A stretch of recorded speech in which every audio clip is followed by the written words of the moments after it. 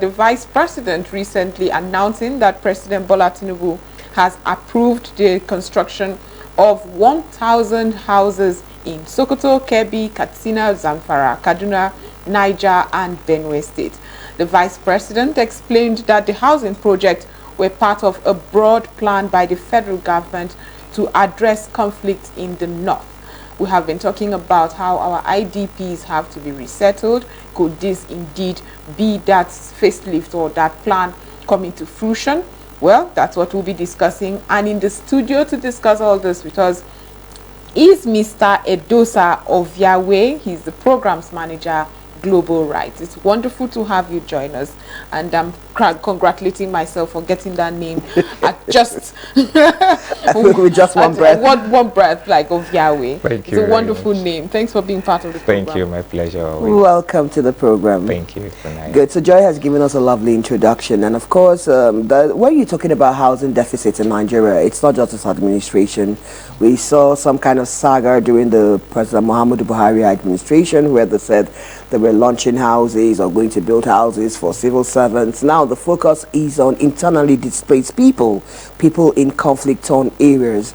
And when Vice President Shettima was at Bruno, he actually mentioned that President Bola Ahmed Tinubu has approved 50 billion naira to the National Emergency Management Agency to kickstart what they call the Polaku initiative. Right. And that initiative is supposed to help, rehouse people. So looking out, without looking at the housing deficit that we already have as a nation, 133 million people are in dire need of housing in Nigeria. We want to focus it on IDP camps, people that have been internally displaced. And we know that people in that north axis of the nation have gone through. Why are we not getting it right? I think that's the question, because the question shouldn't be, don't we know we should provide? I think we do. So why are we not getting it right?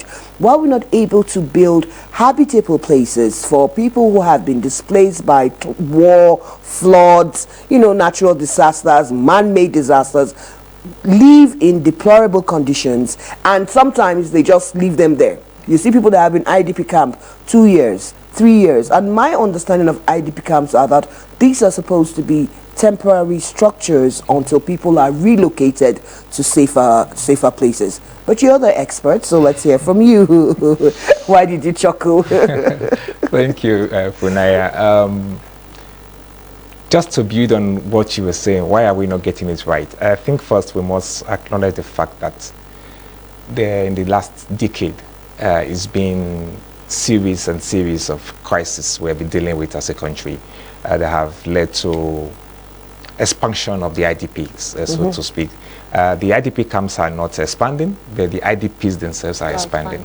We are having more people displaced, even though we are not having more IDP camps set up. But then that takes us to a question everybody wants to ask. You say, why are we not getting it right? And that is simply because we have not done the first thing that ought to be done in conflicts management. Resolution, okay. Which should be? Which should be identifying the root cause, okay, and addressing the root cause. Often we identify and address the root cause of the crisis we are having in the country. You just keep having people internally displaced, while you try to settle these ones or take care of these ones and provide for these ones, you have more. And so year in, year out, you keep having more people that are internally displaced. And so it gets to a point, even the government become overwhelmed. And that's exactly what we have been facing in the last couple of years. So what are the root causes of this conflict? We hear, okay, herders, they're fighting with the farmers. They come there, they keep people. What exactly are the root causes? Economic root causes, they're fighting for limited resources. What are the root causes, and why isn't the government addressing it? So there have been different studies across the different regions and the different states in Nigeria. We're having different crises. And of course, the different context has brought in the different causes of this thing.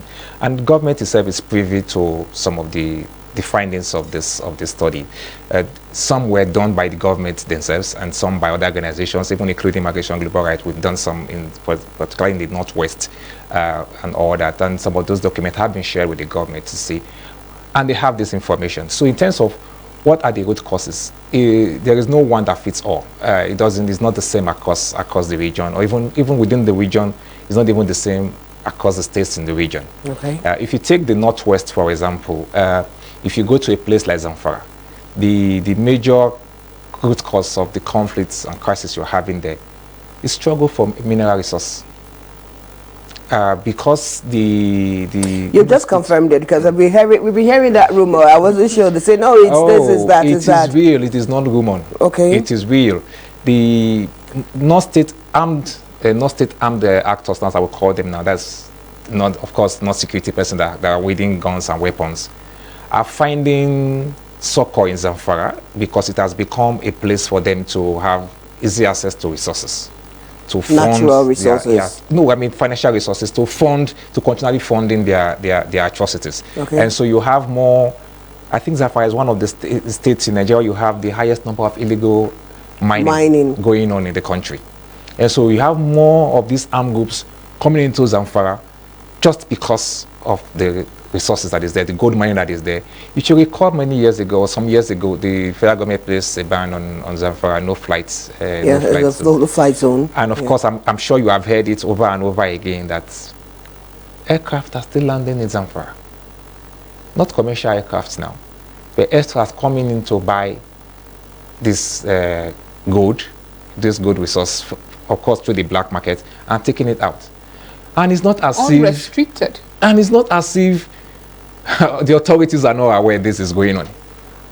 And so you go to the just before the elections, when we visited, we did a study across some of the states in Nigeria just to see how safe are these communities for the election and so some of the revelations were mind-blowing.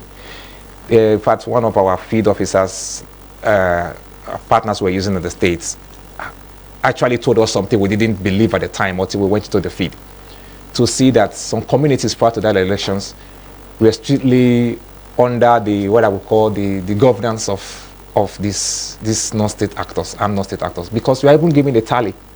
As a member of that community, you are given a tally by these persons to go when you are stepping out. When you are coming in, you have to show that tally to show that you belong to that community. Wow. Before they can allow you in. Wow. Are you saying the government is not aware of this? We'll pretend they're not aware. Let me quickly ask. I mean, 1,000 housing units. When I read a report of one displacement tracking index, or matrix rather, that identified over 2.3 million displaced people in Nigeria. Do you think this is even a drop in the ocean? Well, okay, let me even start from that. Your word, a drop in the ocean. They said the journey of 1,000 miles begins with a step. With a step, yeah. So I want to believe this is a first step the government is taking. But of course, as you have just pointed out, 1,000 housing units when you are having over 2 million displaced families. I'm not even talking about individuals. Families, yes. So the question is, how do you even apportion this 1,000? Exactly. Who gets what when? Who is getting first? And then and of course you and I know what happens in the country. I would quite bet on it that even the 1,000, not the entire 1,000, will go to the persons that it is meant for. There are still some that will still go to political cronies, that will still go to friends and all of that. And so even if let's even assume the 1,000 is even being deployed, so who gets the 1,000? And we are sharing this 1,000 across 7 states. I'm trying to do the maths. You just read my maths, because I was trying to do like 7 divided by 1,000, and I'm like, okay, you're coming about how many houses per state from the 7 states that have been highlighted. And then the question is, even the number that is coming to the states, how many families get it from that state? So you're looking at a roughly 142 houses per state across the region, and this is a region, or the states, so to speak, that have experienced this displacement over years. The displacement didn't start just last year. Or are they thinking of the housing going to those that were displaced just from May 29, when they came in, or they're taking it back the decade when the whole conflict started, when the displacement started? And so, who is getting what? Within this first phase? But they said, as the vice president said, which I give to him, is the first phase. As the first phase, but I think we need So, but before you go, the number is quite small in spite of being the first phase. How would you ensure, what can we do, you are in the civil society, you are in the media, to ensure that indeed the IDPs, those who are internally displaced, get it, and cronies of government or political holders will not hijack it? That's the first thing we all must do, track. We must track who gets what. And then when civil society tracks, the media themselves, so we have journalists doing investigative journalism, track how these houses have been distributed. Who are they? Who are the people getting these houses? And then by the time we track, we demand accountability. We hold this person accountable. You are giving out this house, this house, and this house to this number of persons. But these persons were never displaced by this conflict. These persons were, because it's very clear. It is for conflict affected persons. Yes. That's the main word. Unless they are going to change that. But it was very clear it's for conflict affected persons. And so by the time we start tracking when these houses are being allocated, who is getting what? Has the person being the victim of this conflict? Has he been displaced as a result of conflict, or displaced as a result of something else, and all of that? Because somebody can be displaced as a result of loss of job, and all of that. And then is that why you're getting? That's not why he's getting the house. Yes. Track the allocation of this house, because as you notice, is very small. The number is very small to begin with. We must track who are the 1,000 households that are getting this house. And then we begin to demand accountability. And when we are doing that, then we can begin to demand for more. We've had over 2 million, we've got over 2 million, we have just 1,000. So when are we getting more and all that? I want to read something, part of the article I read, and I want you to elaborate on that before we let you go. And I'm talking about these houses for, Sokoto, Kebbi, Katsina, Zamfara, Kaduna, Niger and Benue. They said they're going to build in this 1,000 blocks, 1,000 houses. I'm calling it blocks because that's what I see in my head. With all the auxiliary facilities of schools, clinics, veterinary clinics and ranches for the Fulani communities in Kaduna and Benue. And why I read it out, because Kaduna and Benue have had constant farmer herders crisis basically. So I'm wondering, like, if you want to build all these things, are you putting the farmers and the herders in the same block where you're building these houses? Because if you're saying you're building schools, of course their children need to go to school, and we're trying to say, look, Fulani children that are herders need to be in school. There are other ways of doing this. The conversation of ranching in Nigeria has been going on forever, that it's almost like a taboo when you talk about ranching, which is the better way to go, even for the cattle. And then we're looking at clinics and veterinary hospitals. Are these just good ideologies that we see, but are they really truly applicable? Can the government, do you see this government being able to actualize this vision in the houses that they're building?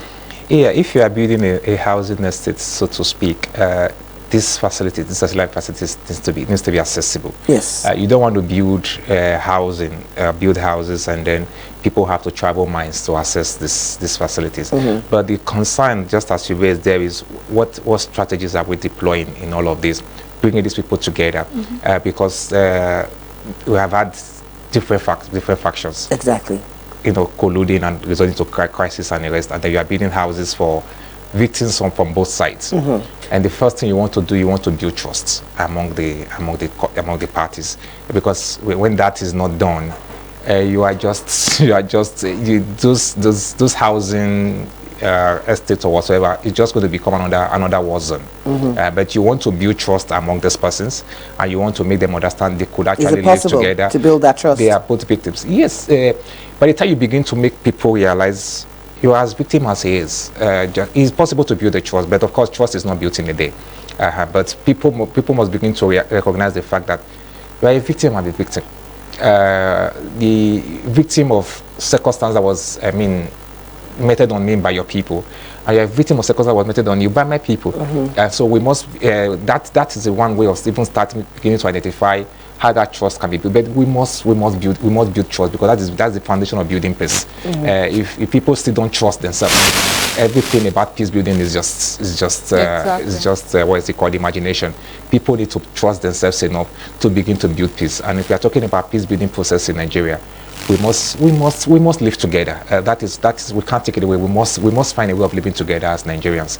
And as you read out, they are thinking of building ranches, particularly in Benue and Kaduna, because of the struggle for resources, natural resources. And you know that has been the root cause of the headache farmer crisis we're having. Is the struggle for resources, water, land, gas, and all of that. It has been the root cause. And so building that ranch, for example, is another way I think of them trying to respond to that deficiency, the resources we are seeing. But beyond the ranch and just grasses, water. Access to water is another point.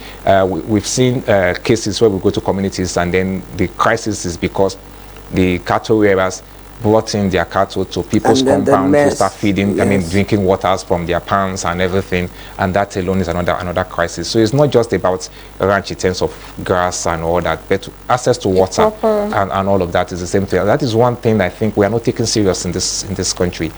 Water is a very vital natural resource.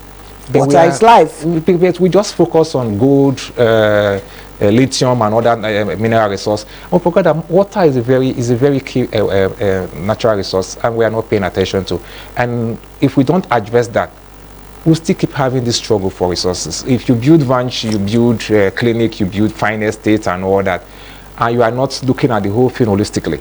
What has been the root cause of this crisis? Okay, gas or access to resources. This. Identify all these resources, and if we don't address that in whole, we'll still come back to having to build more housings for more people that have been displaced. Unfortunately, how sad. So we hope we get it right. And at the same vein, we've run out of time, so we can't take any more. But we'll definitely invite you because it's interesting. And then I like some of the things your human rights organization is doing. We've been talking with Edosa Oviawe. He's the program manager of Global Rights. Many thanks for being on ASO Morning. Thank you, Funaya. It's my pleasure. And that's how we wrap up the program today. But tomorrow is Wednesday, the midweek edition, so I'm sure you don't want to miss it. I'm Funaya Yvonne Amafili. And I am Joy Radiwini Asoye. Thanks for being part of ASO Morning today. Rest assured we'll be back tomorrow. Have a wonderful and productive day.